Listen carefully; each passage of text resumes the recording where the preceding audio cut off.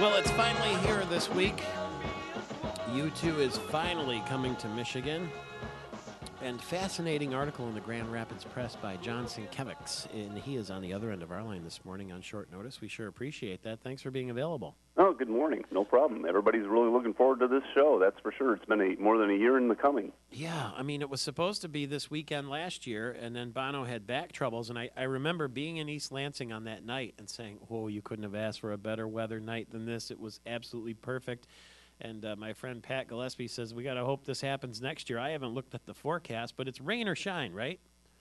Absolutely rain or shine. In fact, it's interesting, this incredible stage setup that they've got for this U2 360 tour includes apparently some high-tech umbrellas that pop up to protect the equipment in the rain. I guess the band is running around out there in the rain, but regardless, it will go rain or shine this coming Sunday. You know, when you think about Spartan Stadium, it's pretty Spartan, if you'll pardon the pun. I mean, it's just sort of a big bowl, and all of a sudden there's going to be a lot of conversion being done. As I understand, this is the most expensive rock tour in history. Why? It is the largest single, tour in history, and part of it has to do with the stage setup. They wanted to do a stadium tour in the round, so to speak, and so they created and designed and had fabricated these three large stages. They need three of them because as one stadium show is being completed, they're obviously creating and constructing this and building it in another stadium at the same time. So they have three of these that they've been touring the globe for 2 years.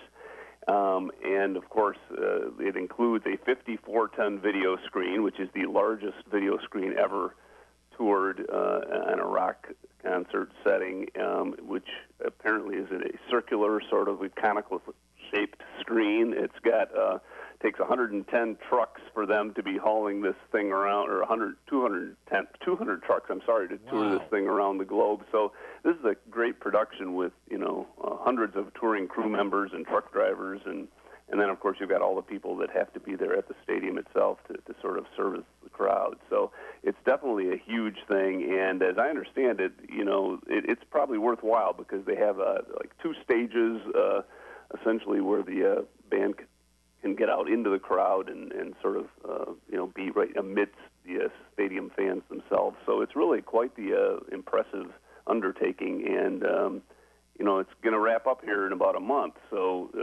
it'll be lucky for Michigan to finally get a chance to see these guys. Yeah, last month they started up in Denver, and they'll end up in New Brunswick on July 30th, according to your story. And I feel, I was a little astonished when they picked Michigan. And not only that, when they picked Spartan Stadium, it was a real surprise, wasn't it? Yeah, I think so, too, although I do think it makes a lot of sense when you think about it. They're definitely centrally located. I think they're really appealing, obviously, to the college crowd as well.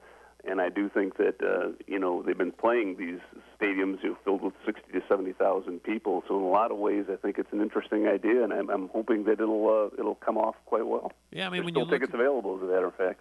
Oh, are there? Really? They say that there are going to be 7 million people have seen this show by the time it's all done.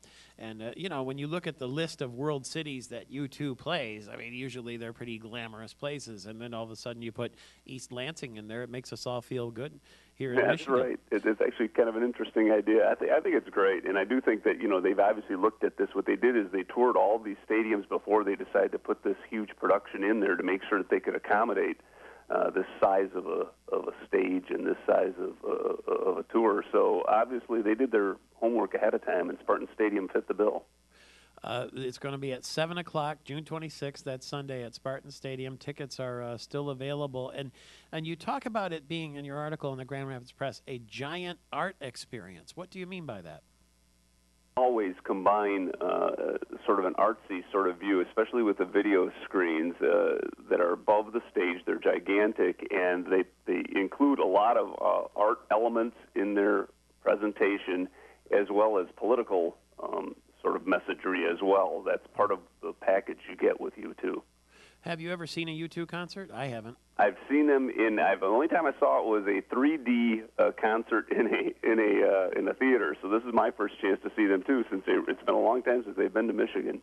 So I'm looking forward to it. Yeah, the Irish rockers U2 here this weekend, and something called the Claw we're going to see when we get inside the stadium too.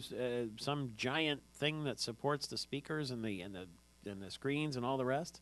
Yes, it's a huge thing. 4 large arched feet that sort of support all of the lights and the speakers above them, as well as the video screen. Wow. So yeah, that's the Claw. It should be a lot of fun. What is a mirror ball lightning conductor? It is literally a disco ball above at the very top of the spire of this Claw, and they need it obviously in case of lightning. And it is a lightning conductor, and it's the only one in the world, as I understand it. What does it? What does it do? It keeps the lightning from hitting, I guess, Bono.